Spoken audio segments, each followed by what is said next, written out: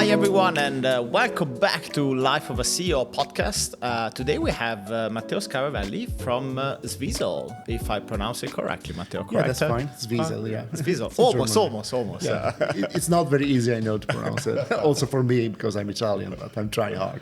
You did practice 50 times before just before this stage, to be fair, right? Yeah. But yeah, cool, Matteo. Thank you for coming, first of all. Thanks for having me, and really happy to be here with you today. Good. So usually we start with kind of an overview of your career, right? Yeah. You're currently the country manager. If you can tell us like your journey, how did you get to this point? Yeah. Sure, yeah. I started studying Japanese in Italy when I was, my college years were in Venice. I guess many other Italians living in Japan from Venice University.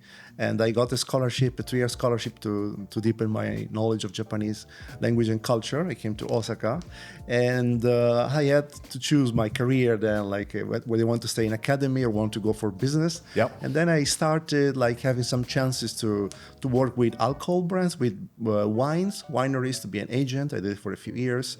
Then I entered a consulting company as a middle management position that was helping European companies enter the Japanese market, business matching, market research. And I was still following a lot of alcohol companies, and that's why then I shifted to foreign companies with Bacardi about 10 years ago. And from them, I got another offer from an Australian company as a sales manager. I was an advocacy manager at Bacardi, sales manager at Treasury Wine Estates. And then for almost 7 years, I was country manager for Il Vasaronno, which is a famous Italian company that produces liqueurs, spirits, and wines. That was my first experience as country manager. It was more of a standalone position. And then I had to manage the market, and I got an offer from a recruiter, like you guys. Always good to be connected with recruiters. It's true. Yeah, I had a good offer. And I joined, this company has been established more than this branch.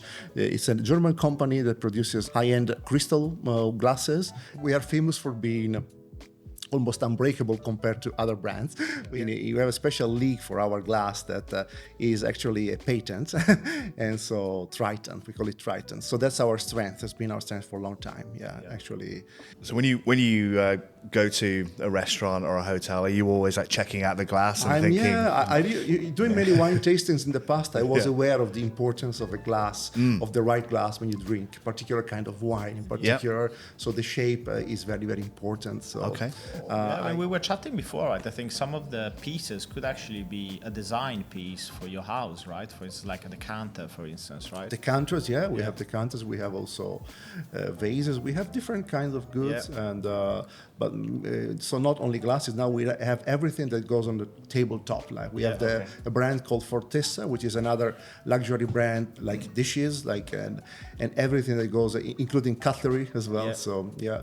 Do you think younger generation they drink more like cocktails or like That's wines? we are working on actually low ABV cocktails, long cocktails, so tumblers, this kind of so-called highball is a very very big thing. So popular, very light drinks, and probably also a lot of non-alcohol. So we are also trying to develop different lines for the mocktails and for the soft drinks. We have an upcoming project regarding that. So how would you as a kind of like a thought leader, right? How would you kind of like see the future of the industry? And that's a very big question. It's a very big question. I mean, we're still gonna be drinking, by the way. So I think worry about that. Got a few years I think my view, it's not my original view, but from what I learned, also reading like journals and probably magazines, it's clear that probably we're shifting towards something more premium. So we're drinking like something better, but less volumes. But the higher ranges will still be strong. So probably I see still a relatively stable future for high quality fine wine in Japan. I think so.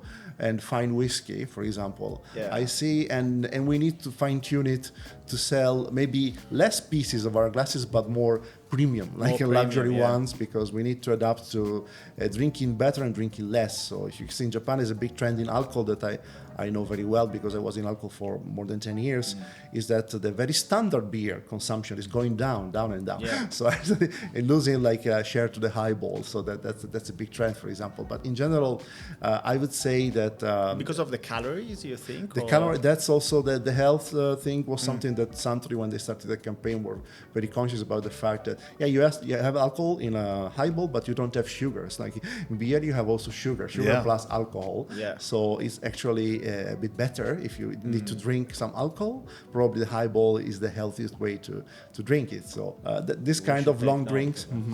Yeah, I'm not a fan of highball. So, I have to say.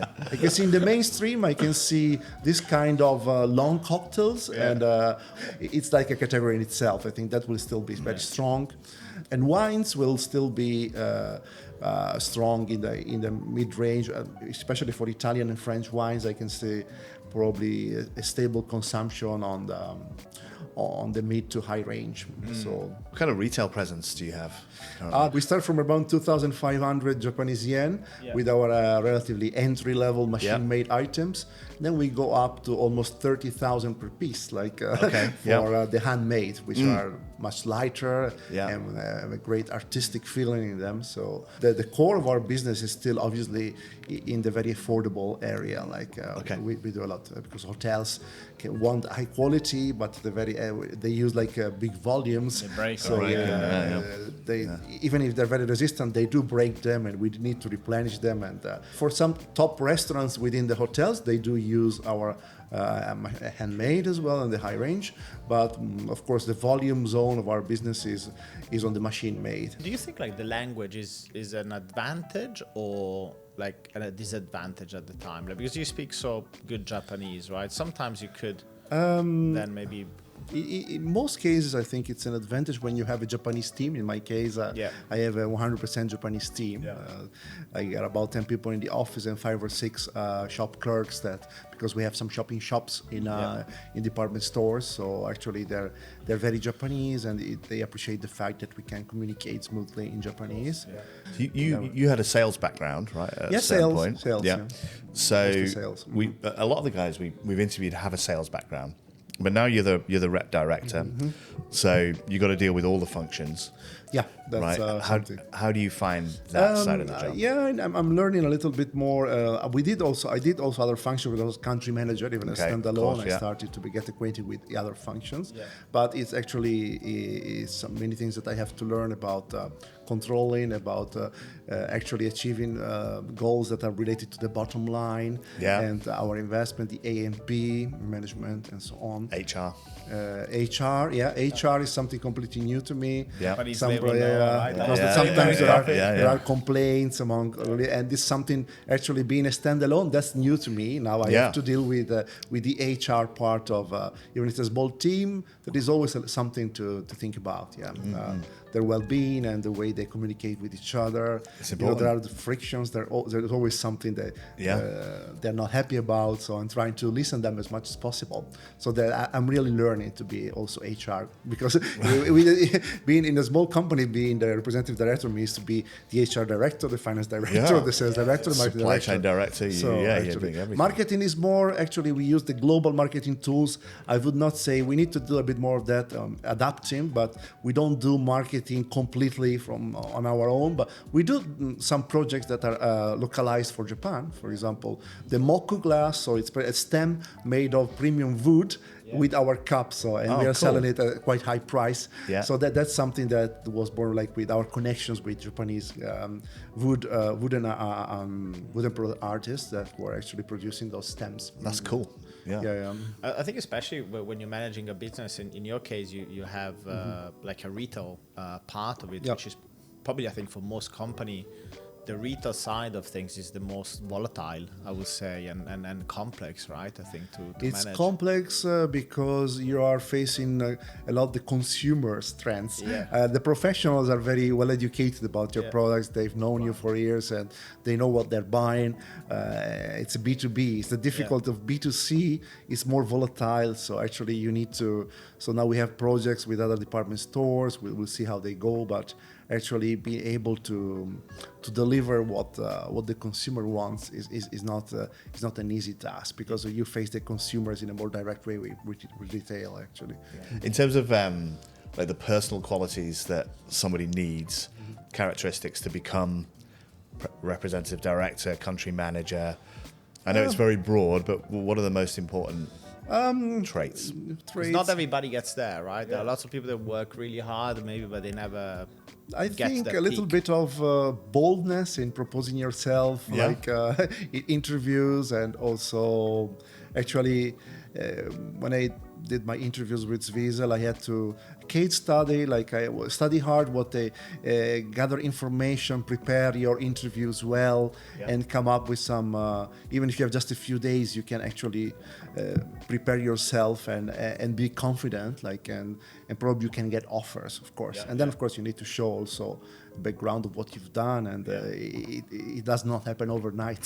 So it takes you got to build the experience, build the experience, and show some results in having some results in your past positions. Of course, that's quite obvious, and showing what's the connection. Because in my case, I jumped from not completely different. It's related, but a different industry from drinks and alcohol. So it's not a fast-moving consumer goods. It's more investment goods, because you're in the case of our entry level, there is a replenishment and so on, but it's not a fast-moving consumer goods. It's a new lifestyle is something that I'm learning. So well, I think we're all getting old. Yeah. Like, what do you think about working with younger people and like younger generations? Younger people, right? Younger generations have other skills that probably are more like the web literacy that they have, and the ICT. They're native in that more than us. We learned when we were adults, and they have a different. At the same time, they're a little bit more introverted, in my opinion, and they're less outgoing, less outspoken that we are. So the difference in character. In my case, my employees are not so young. They are between the late 30s to early 60s. So actually they're more like senior mature, and very experienced. And the average is about around 50, 40, a little bit older than me is the average of my office. So, so that's, I have also to understand people who are, so every generation has some different kind of approach. But do you think you will have to integrate? Like I think so. Eventually we'll need more young people. We have some employees that do very basic back office kind of jobs that are young, but we want also probably in the future some younger managers to. At the same time, we need some experience. I don't think as you know, as foreign companies in Japan, we tend to hire someone who's not like just graduated from college. We need some people that are at least in their early 30s. I cannot see easily how to integrate people who are very, very young, in my opinion, but they need to understand also the people in their 20s. But in general, I would look at that kind of range of that kind of early 30s as a possibility for the next hires that we have. Because we, for instance, we kind of opposite, right? We have a younger company, right? And we predominantly hire people in mid-20s to early 30s, but primarily actually like early to mid-20s is really like our core. And we certainly seen like a shift really in managing and having to adapt ourselves to actually new generations, I think. New generations, it's never easy for us. And one of the last few questions, really, like, which advice would you give actually to this kind of youngsters, that are coming through the ranks and maybe they have a dream of super one ambitious, day, super ambitious, country manager, Ambition alone does not work. You need to be very humble at the beginning and learn from people who, because in my first few years, I needed to be very humble and learn for the first 5, 6, 7 years of my career. You can start having your own ambition once you have the grounding, you have some kind of knowledge about what you're doing. And so I would avoid being too straightforward and too outspoken in Japan, because that's a little bit of a big issue. You need to have some diplomatic approach to the elderly people that are you might be better than them, but still politically it becomes very difficult for you to do business in Japan if you don't have an understanding of dynamics of the way they share. Right? The etiquette. The business etiquette is quite complex, and at the beginning, I think if I had not followed that, I would just have been very tired and would have gone home probably, or going to another country. You need a lot of patience. So patience for me, patience and being humble and patient. Cool. Okay. Should we finish off with our standard ending? Been a great interview, by the way. So lots of people who watch these videos are based in Tokyo. So especially with your hospitality connections, we want one recommendation of a great bar, and it doesn't have to be an Italian restaurant, a great restaurant. Yes. Okay. It's very difficult. There are so many, as you know, in Tokyo. But I want to pick a bar. I would pick Ben Fidik, which is a top bar in Nishi Shinjuku, like West Shinjuku, not far from Shinjuku Station. Why is it? What makes it good? The mixologist, he's a very famous bartender with very, very high quality. He's also a farmer, so he also uses his own essences, his own herbs. How big is the bar? Is it like it's very small. I would say probably can sit 20 people. Okay, it's quite intimate. Quite intimate, yeah. Quite unique. There is a little bit of a horror kind of feeling to it when you enter it. There is some art. It's dim light and organ, the kind of music, the classical music as well. So it's a place I think to visit for sure. Okay, that sounds great. Restaurants, it's so difficult. I have so many favorite restaurants, but I would go for Tre Gatti, which is an Italian restaurant. Yeah, they make tortellini. They make tortellini. So never been. I'm from an area close to Alex's area in Italy. We different prefecture, but very close. These are just, and we know that we have this, tortellini, this kind of filled stuffed pasta culture. I think that's the place to go to. Where is it? It's in Megiro, close to Megiro Station. Yeah. I've never been because it's always like a little bit far, but like everybody's talking about it. Right? Let's go. Who doesn't like tortellini? Yeah, exactly. And lasagna. Lasagna, very good. Lasagna, good tortellini. Strozzapreti. Yeah. All different kinds of things that Italians you make me understand. hungry right now. And thirsty as well. And thirsty. Cool. Okay. Well, listen, thank you so much for joining us. Thanks to you for having me. Yeah, it was amazing to hear your story, and I think everyone's going to enjoy this episode. Cool. Yeah. Thanks a lot. Cheers. Thanks a lot.